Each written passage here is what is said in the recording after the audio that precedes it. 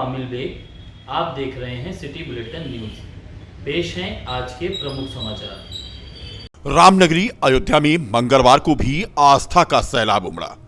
महाकुंभ स्नान कर वापस हो रहे श्रद्धालु रामनगरी में दर्शन और पूजन करने लाखों की संख्या में पहुंच रहे हैं। श्रद्धालुओं की आमद ने रामनगरी को गुलजार कर रखा है। प्राण प्रतिष्ठा और नववर्ष मकर संक्रांति की भी भीड़ को श्रद्धालुओं ने पीछे छोड़ दिया है। रिकॉर्ड श्रद्धालुओं ने रामनगरी में दर्शन और पूजन किया। श्रद्धालुओं की सुविधा को लेकर ग्राउंड जीरो पर अधिकारी उतर चुके हैं और हालत यह है कि क्राउड को अच्छी तरह से कंट्रोल किया जा रहा है। राम जन्मभूमि के अंदर एसपी सुरक्षा ने अपने सुरक्षा कर्मियों के साथ सुगम दर्शन की व्यवस्था की कमान संभाल रखी है। बता दें कि रामनगरी में भव्य दिव्य राम मंदिर में भगवान राम के दर्शन करने के लिए महाकुंभ से बड़ी संख्या में श्रद्धालु अयोध्या पहुंचे हैं। हालत यह हो गई है कि राम मंदिर ट्रस्ट के महासचिव चंपत राय को आज अपील करनी पड़ी। श्रद्धालुओं की बढ़ती भीड़ को लेकर के उन्होंने सोशल मीडिया पर लिखित स्टेटमेंट जारी किया है। बड़ी संख्या में प्रयागराज से श्रद्धालु पहुंच रहे हैं अयोध्या और पिछले दिनों में श्रद्धालुओं की संख्या में अभूतपूर्व वृद्धि हुई है। इतनी बड़ी संख्या में पहुंचे श्रद्धालुओं को एक दिन में दर्शन करा पाना कठिन है। अयोध्या जनपद के आसपास के श्रद्धालुओं से उन्होंने अनुरोध किया है कि वे 15-20 दिन बाद ही अयोध्या दर्शन के लिए आवें। फरवरी माह में बसंत पंचमी के बाद यहां पर भीड़ से राहत होगी और मौसम भी ठीक होगा। श्री राम जन्मभूमि मंदिर में रामलला के विराजमान होने के बाद पहली बार सभी सड़कें और गलियां श्रद्धालुओं से पटी हुई हैं। पिछले 72 घंटों में 8 लाख से ज्यादा लोगों ने रामलला का दर्शन किया है। लगभग 10 लाख से ज्यादा लोगों ने हनुमानगढ़ी पर दर्शन पूजन किया है। भीड़ को देखते हुए रामलला के दर्शन अवधि में बदलाव करते हुए भोर 5 बजे से दर्शन प्रारंभ कर दिया गया। हनुमानगढ़ी मंदिर में भी भोर 4 बजे से ही करीब 2 किलोमीटर लंबी लाइन लगी। कल मौनी अमावस्या का पवित्र स्नान है। प्रयागराज में करोड़ों की संख्या में श्रद्धालु स्नान करेंगे। लाखों श्रद्धालु अयोध्या में रामलला का दर्शन करके वापस लौट रहे हैं। कल मौनी अमावस्या पर हर कोई प्रयागराज पहुंचना चाह रहा है। अयोध्या कैंट बस स्टॉप पर आज हजारों श्रद्धालु इकट्ठे नजर आए।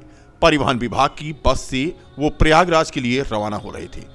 कुछ श्रद्धालुओं ने जिला प्रशासन की व्यवस्थाओं की तारीफ की तो कुछ श्रद्धालुओं ने अव्यवस्थाओं का हवाला दिया। परिवहन निगम के बस चालक ने कहा कि अयोध्या से प्रयागराज पहुंचने में इस समय 12 घंटे से अधिक का समय लग रहा है। प्रयागराज हाईवे पर जगह जगह जाम लगता है। ड्राइवर ने सलाह दी कि प्रयागराज से वापस लौटने वाले श्रद्धालुओं की बस को सुल्तानपुर वाया जगदीशपुर आना चाहिए। फिलहाल बड़ी संख्या में आज श्रद्धालु प्रयागराज के लिए रवाना हो रहे थे और अयोध्या के कैंट रोडवेज पर वह जमा हुए थे। व्यवस्था भी बसों की पर्याप्त की गई है। ये सब मेरे परिवार है, अपने सारे परिवार 16 जन आए हैं हम लोग और यहाँ पे कोई इतना सारा व्यवस्था नहीं है। लेकिन ये बच्चे मेरी बेटी की बेटी है, वो पटना से आई है और जो बोले वही बात सही है। भीड़ भाड़ ज्यादा है? हाँ है, बहुत है। सुविधाएं कुछ मिली कि नहीं? सुविधा बस थोड़ा बहुत सपोर्ट मिला अकेले रहने पे, लेकिन इतना सुविधा नहीं है जितना हम सोचे थे। क्या नाम है आपका? रोमा देवी। टीम गांटक से आए हैं। कब आई थी यहाँ पे? सोमवार संडे का है, 26 तारीख का। दर्शन हो गया स्टार्ट? हाँ हो गया। कोई दिक्कत हुई आपको? दिक्कत तो हुआ, बहुत आदमी था तो दिक्कत तो होइबे करेगा ना। व्यवस्थाएं कैसी रही यहाँ की? अच्छा ही है, अब क्या बताएं, भीड़ है तो ऐसा ही होगा थोड़ा। माधुरी देवी। ठीक। प्रदेश के डिप्टी सीएम केशव मौर्य ने आज मिल्कीपुर विधानसभा क्षेत्र में एक जनसभा को संबोधित किया। मिल्कीपुर में समाजवादी पार्टी को हराकर अखिलेश यादव को 50 साल पीछे करने आया हूं। सपा की साइकिल पंचर हो चुकी है, पीडीए फर्जी है, यह सिर्फ गुंडों, माफियाओं और दंगाइयों को बढ़ावा देती है। मंगलवार को मिल्कीपुर विधानसभा क्षेत्र के एक फार्मेसी कॉलेज जो कि हरनटीनगंज चिखड़ी में है। सूबे के डिप्टी सीएम केशव प्रसाद मौर्य ने यह बात कही। वह भाजपा प्रत्याशी चंद्रभानु पासवान के समर्थन में चुनावी सभा को संबोधित करने पहुंचे थे। उन्होंने समाजवादी पार्टी पर सीधा हमला करते हुए कहा कि सपा राम भक्तों की हत्यारी पार्टी है। उन्होंने कहा कि अखिलेश एंड कंपनी चुनाव हार रही है। सांसद और विधायक दोनों एक ही परिवार से नहीं हो सकती और मिल्कीपुर की जनता यह होने नहीं देगी। यहां की जनता इस चुनाव में लोकसभा चुनाव का बदला जरूर लेगी। उन्होंने कार्यकर्ताओं से कहा कि सभी कार्यकर्ता मेरा बूथ सबसे मजबूत संकल्प के साथ कार्य करें। यह भी कहा कि पहले मैं कार्यकर्ता हूं और उसके बाद डिप्टी सीएम। सपा मुखिया पर निशाना साधते हुए कहा कि महाकुंभ की भीड़ देखकर अखिलेश यादव के पेट में दर्द हो रहा है। उन्होंने पूरे परिवार और पार्टी के साथ आकर प्रयाग में डुबकी लगाना चाहिए। उन्होंने कहा कि अयोध्या में जिस तरह से श्रद्धालुओं की भीड़ हो रही है, जैसे अयोध्या में ही कुंभ लगा हुआ है। उन्होंने कहा कि 2017 के पहले अयोध्या और अब की अयोध्या में अंतर आप साफ देख सकते हैं। हमारी सरकार गुंडों के खिलाफ कार्रवाई करती है। प्रधानमंत्री नरेंद्र मोदी का संकल्प है कि हर गरीब के सिर पर छत हो। इसी क्रम में 3 करोड़ लोगों को आवास मिलने की प्रक्रिया शुरू हो गई है। सपा सरकार में गरीबों को आवास मिलना संभव नहीं था। मिल्कीपुर के पूर्व विधायक गोरखनाथ बाबा रामू प्रियदर्शी की ओर इंगित करते हुए उन्होंने कहा कि भाजपा में इनका सम्मान बढ़ाया जाएगा। 5 अगस्त को 50 साल पीछे भेजने के लिए मिल्कीपुर की जनता तैयार है, कार्यकर्ता तैयार है। 2024 के लोकसभा चुनाव में जो उनको सफलता मिली वो लोकतंत्र की जीत मानने की जगह वो राम भक्तों की हार मान लिए, राष्ट्र भक्तों की हार मान लिए, गरीबों की हार मान लिए, किसानों की हार मान लिए, पिछड़ों की हार मान लिए, दलितों की हार मान लिए। अब उसी का बदला विधानसभा के उपचुनाव में 9 सीटों पर अभी जनता ने ले लिया है। अब मिल्कीपुर की सीट पर भी ऐतिहासिक मतों से हमारे चंद्रभानु पासवान जी, जिनको भारतीय जनता पार्टी ने प्रत्याशी बनाया है, वो भारी अंतर से जीतेंगे, ऐसा मुझे विश्वास है। क्या कहेंगे, प्रयागराज में माला पहनाया प्रत्याशी को, इस पर क्या कहेंगे? मैं तो पूछ करके पहनाया। आपने देखा चारों तरफ से कि आप कहो तो मैं पहनाऊं, तो सबने कहा पहनाओ, तो मैंने विजय की माला पहनाई। उनको बधाई भी एडवांस में देता हूं। प्रयागराज में निमंत्रण पर सवाल उठता था और खुद अखिलेश यादव नहाने गए कल। श्री अखिलेश यादव जी को मैं सोचा नहाने के बाद सद्बुद्धि आ जाएगी, लेकिन अभी भी उनके अंदर विकृति छाई हुई है। महाकुंभ आस्था का महापर्व है, उसको लेकर के वो टिप्पणी कर। समाजवादी पार्टी के स्टार प्रचारक और सांसद धर्मेंद्र यादव ने मिल्कीपुर के खिहरन गांव में आज जनसभा की। सपा प्रत्याशी अजीत प्रसाद के समर्थन में उन्होंने सभा की। धर्मेंद्र यादव ने कहा कि यह मित्रसेन यादव की धरती है। मिल्कीपुर क्षेत्र सामाजिक न्याय का प्रतीक रहा है। इस क्षेत्र के स्वाभिमानी लोगों ने अवधेश प्रसाद को जिताया था और अब अजीत प्रसाद को भी जिताएंगे। उन्होंने कहा कि एक बार फिर यहां की जनता समाजवादियों का सम्मान बढ़ाएगी।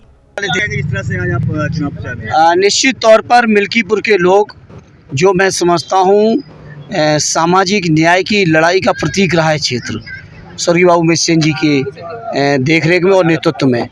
इस क्षेत्र के स्वाभिमानी लोग, जिन्होंने आदरणीय अवधेश प्रसाद जी को भी एमपी बनाया, निश्चित तौर पर अजीत को ऐतिहासिक वोटों से विधायक बनाकर हम समाजवादियों का फिर से एक बार सम्मान गौरव बढ़ाएंगे। सवाल उठा रहे हैं, अखिलेश यादव कल कुंभ में गए थे तो भाजपा तमाम कह रही कि वो अपना पाप धुलने गए थे।